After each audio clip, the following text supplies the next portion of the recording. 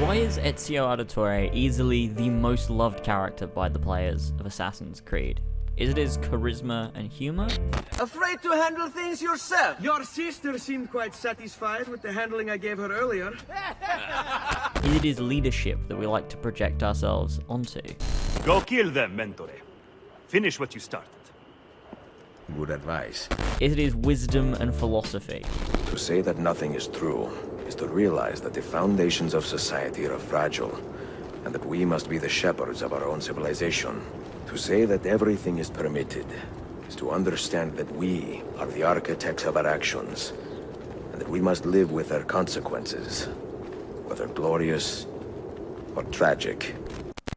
Well, it's all three, and plenty more. There's a good reason why Ezio Auditore is not just my favourite Assassin's Creed character, but one of my favourite characters of all time. A lot of people are in the same mind as I am, and there has to be a reason for it, right?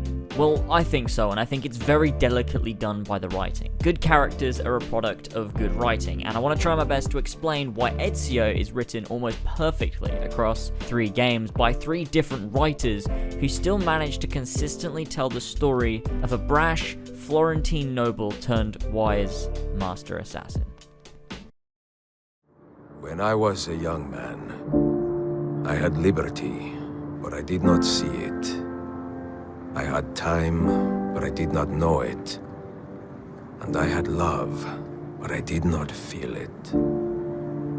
Many decades would pass before I understood the meaning of all 3.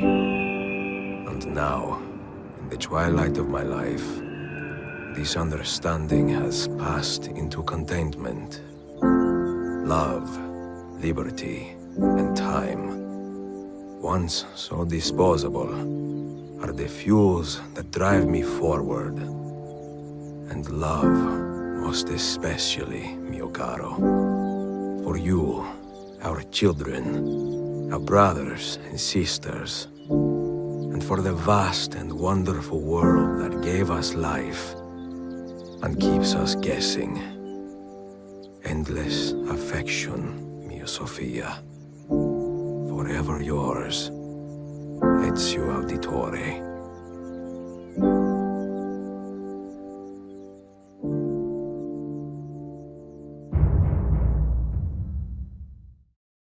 Ezio is one of the few characters in any medium that is immediately likable, a character that allows us into their world from the very offset.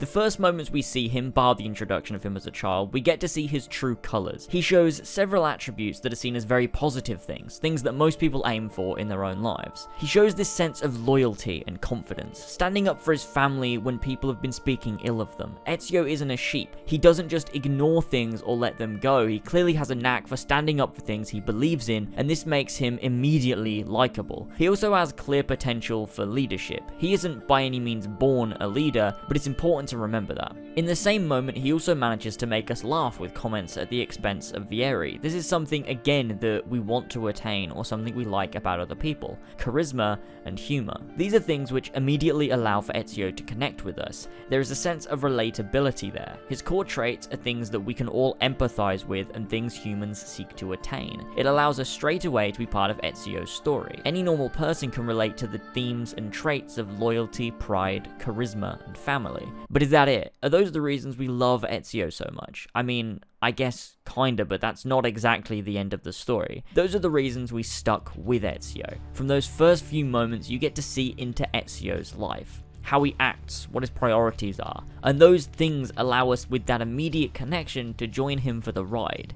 His story is our story. Now, moving forward to the first few moments of Assassin's Creed 2, this is where the introductory writing for Ezio really shines. We get a few missions to explore Ezio's life, from his love life to his family life. It plays again on the relatable themes of friends and family. We have friends, we have family, so we can relate to Ezio, empathize with him. Whether it's back and forths with Federico, or the care he shows for his sister Claudia, and his little brother Petruccio, his romantic relationships and the way he greatly respects his mother and helps her with chores, or the close relationship with his father, we as the players get to see Ezio's life, Ezio's family.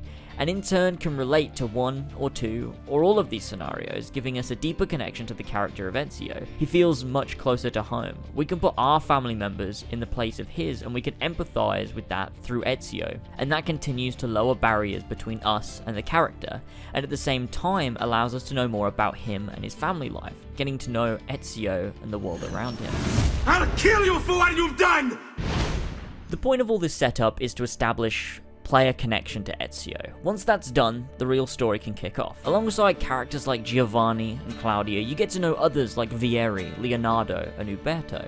These are set up in the same way that the family is, in a safe environment. Everyone you're meeting appears as they seem. Vieri is the villain, Leonardo is the friend, and Uberto is an associate of your father.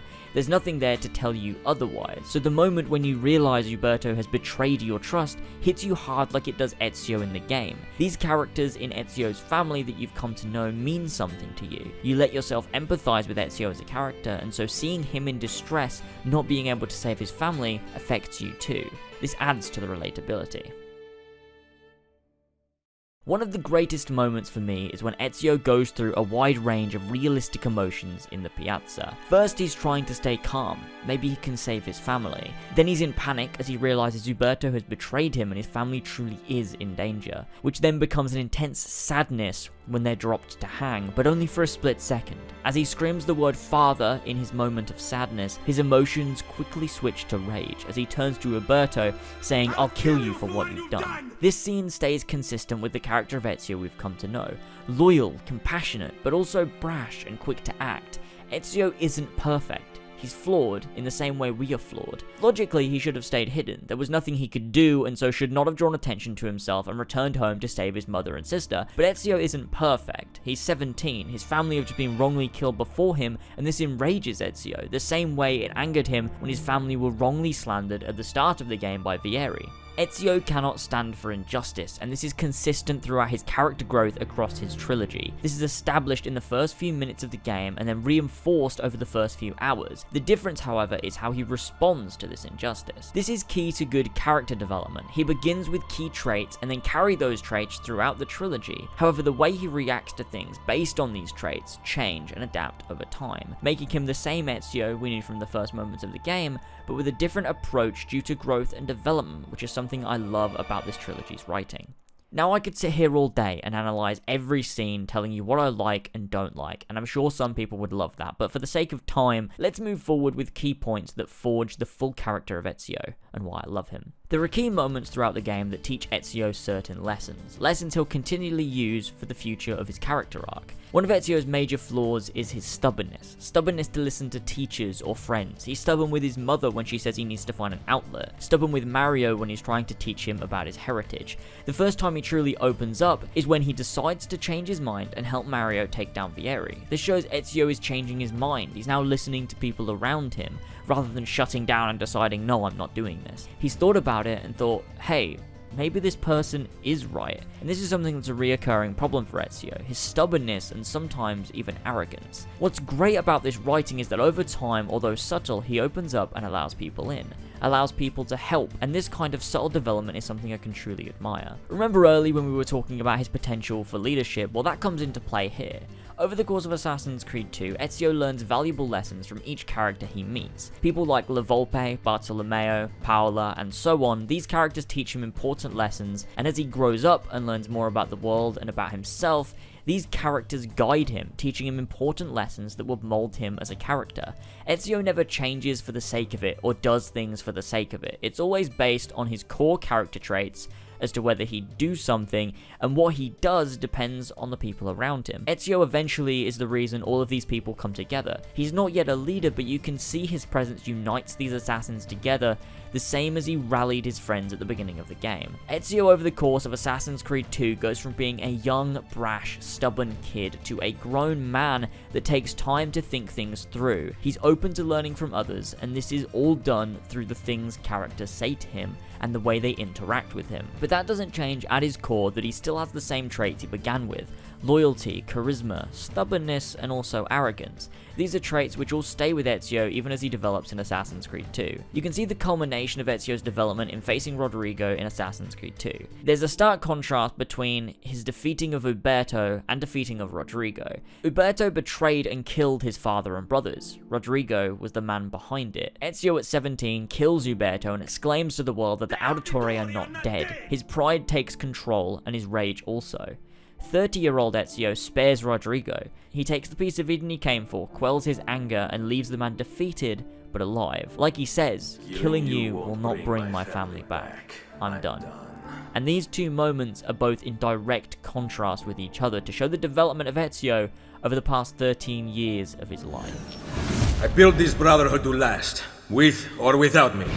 Assassin's Creed Brotherhood is the second game in the trilogy of Ezio Auditore. This game acts as almost an extension to his arc in Assassin's Creed 2, playing on a lot of the themes and flaws found in that game. Ezio has a completed arc, in a sense, at the end of Assassin's Creed 2. He's grown as a person and is being guided by his friends into a position of power in the Brotherhood. He's not yet the leader, but everyone listens to him and everybody follows him. This is something which Ezio has to understand over the course of Brotherhood. You can see from the very start that Ezio is still very stubborn and arrogant. Although he's been developed as an assassin, and with his openness of his mind, he's no longer brash and dismissive, he still has key flaws of arrogance and stubbornness. When Machiavelli scolds Ezio for not killing Rodrigo, Ezio doubles down. He doesn't want to listen to Machiavelli and tells him he was wrong. Rodrigo didn't need to die and all they needed were the pieces of Eden. This immediately backfires on Ezio as Monteriggioni is attacked, the apple lost, and Mario killed. Now you could say that this was Cesare and not Rodrigo, so this would have happened anyway. But the point is that killing Rodrigo would have sent a message and the Vatican would have fallen apart, and in turn Cesare wouldn't have had any power because his family was no longer in power. Ezio realizes his mistake and decides to ride to Rome to right his wrong. Upon arriving, there's a clear conflict between Ezio and Machiavelli. Ezio is unwilling to admit he was wrong and unwilling to listen to Machiavelli even now. That's his stubbornness taking over, a stubbornness that we saw all the way back at the start of Assassin's Creed 2 and throughout the game. There are moments in which the combination of Ezio's stubbornness and learning of leadership are intertwined and help each other to grow.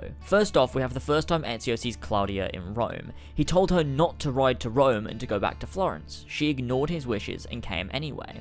Ezio cannot stand his inability to control the situation. Rather than listening to Claudia, he becomes stubborn and shuts himself off from her.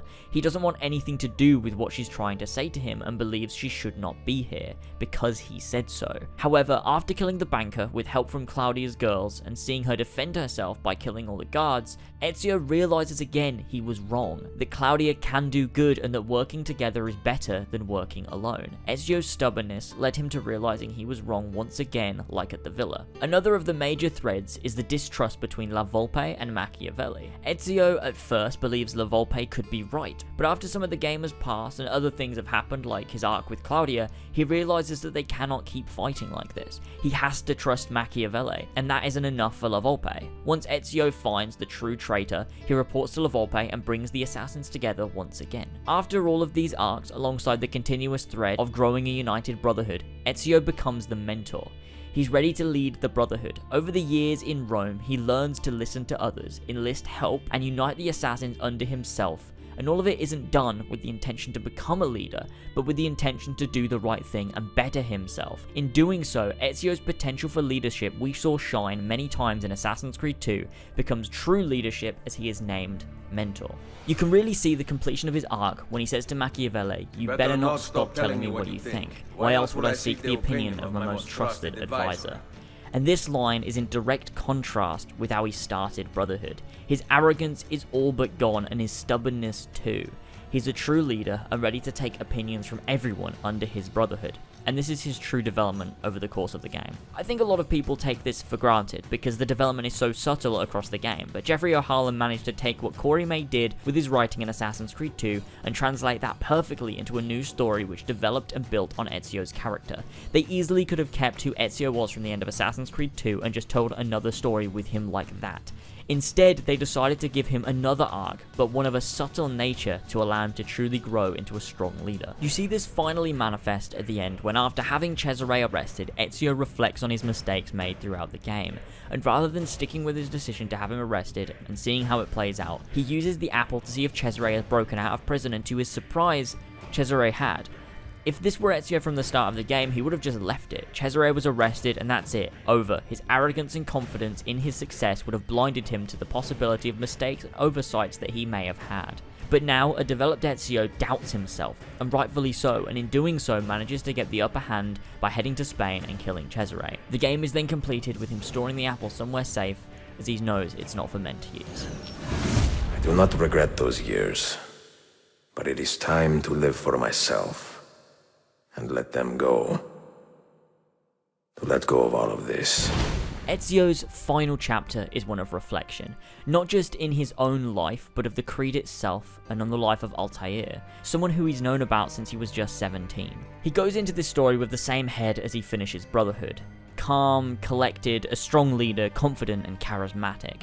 The only difference in Revelations is the fact he's slightly older than what he was at the end of Brotherhood. He's not as able physically, and also in his old age and with his experience, he's far more laid back. Enemies like Leandros from the beginning of Revelations would have taken Ezio a while to finally take down, but Revelations Ezio does it in a matter of minutes because of the experience he has along with the confidence in his abilities. The main times you see the theme of reflection is during moments where Ezio is made to consider life. When he first meets Sophia, Ezio is his same old charming self, and you can hear in his letters to Claudia how much Sophia means to him. He says how after Christina he wasn't sure he could ever love someone in the same way, but Sophia has this spark he can't help but admire. This is him reflecting and attempting to find closure. The major thread for Ezio's character, however, is the search for the Masyaf keys. Every time he finds one, he gets to see into the life of Altair, and these memories do multiple things. They teach Ezio about Altair and his struggle so that Ezio may learn from them, but also they give him perspective that the Brotherhood is more than now. It's more than him, and it'll be here long after he's gone, and he can fight until his last days, but the war will not end. And over the course of the game, whilst reflecting on his fight against Rodrigo and Cesare in Italy, the Apple of Eden and Minerva in the Vault, he's able to finally realise his goal is to pass on knowledge and teachings, the same way knowledge was passed on to him so many years ago, and the same way Altair is passing on knowledge now. Ezio even says at one point in his younger years he would have called Altair stubborn, but now he can only admire his courage. Ezio has truly come full circle from being brash, arrogant and stubborn. He's now wise, open to learn, and also able to teach. You can see as he walks the steps to Masyaf Castle, he tells Sophia of the Creed and of its origin and of its meaning. He understands the Creed now more than he ever did. Everything Ezio did in his life shaped who he is and what the Brotherhood is. He's truly one of the most remarkable people in the Assassin's Creed lore. He goes hand in hand with Altair in the way they changed the Brotherhood and shaped the world for the better. In the final moments of the game, you can see all the writing, all of the development, and all of the stories written about over the past 5 years of the franchise come together in one perfect moment written by Darby McDevitt. Ezio sees Altair in the library, views his last moments, and truly realizes his purpose and meaning. Ezio is the connection between past and present, between what came before him and what comes after. He realizes now in his moment of reflection and his want to pass on all he's learned that he's been doing it from the outset, from day one when his father and brothers were hanged and he was in despair, to now when he's found peace and clarity. He was always passing on information, always passing on his knowledge, and in that moment, with that understanding, he knows it's time to hang up his hidden blade, hang up the assassins, and finally move on. He learns from Altair that he cannot go down that road. He cannot fight until his last breath. His fight is over, but not out of choice or the want to abandon the Brotherhood. His fight is over because he has completed his purpose. In the words of Altair, I've seen enough for one life. I've done my part. The Creed is beyond any one man, and Ezio did more than most to contribute to the Assassins moving forward. He was the bridge between all of the Brotherhood. Have you ever wondered why his theme plays in every game? Because Ezio's family is the Brotherhood. Ezio was the connection between all of them. From Bayek to Altair, to Arno and Connor, Ezio connects all of them. They're his family, and his character, his themes and message echoes throughout them all. Over the course of Ezio's trilogy, there are many themes throughout. Guidance, leadership, reflection, friendship, love, and most importantly, family. Thanks for watching. Auditore, but please, call me Ezio. I'll kill you for what you've done! The Auditore are not dead! I'm still here! Me! Ezio! Ezio Auditore! Have some respect for death, my friend. How can you speak of reason and order when your entire life has been defined by violence and immorality? We don't need anyone to tell us what to do. Not Savonarola, not the Medici. We are free to follow our own path. There are those who will take that freedom from us. Too many of you gladly give it. But it is our ability to choose whatever you think is true that makes us human. Killing you won't bring my family back. I'm done. The liberation of Roma has begun. If you choose to flee, do so now. But if you choose to fight, stand with me against the Borgia. Our belief in humanity rests at the heart of the assassin Brotherhood. Claudia, we here dedicate our lives to protecting the freedom of humanity. Mario, our father, and our brother once stood around this fire, fighting off the darkness. Now, I offer the choice to you. Join us. Stay your blade from the flesh of an innocent. Hide in plain sight. Never compromise the Brotherhood. These are the tenets of our creed. May they guide you in life and in death. For 3 decades, I have served the memory of my father and my brothers, and fought for those who have suffered the pain of injustice. Altair understood that the best way to serve justice was to live a just life, not above the people we protect, but with them. I do not remember making that decision. This life, it chose me. Brothers, sisters, the whole city rises against us, while Yusuf's murderer waits and watches from the arsenal, laughing. Fight with me, and show him what it means to cross the assassins. No books, no wisdom. Just you, fratello mio. Requiescat in pace, Altair. I heard your name once before, Desmond. A long time ago. And now it lingers in my mind, like an image from an old dream. I do not know where you are, or by what means you can hear me. But I know you are listening. Nothing is true. Everything is permitted.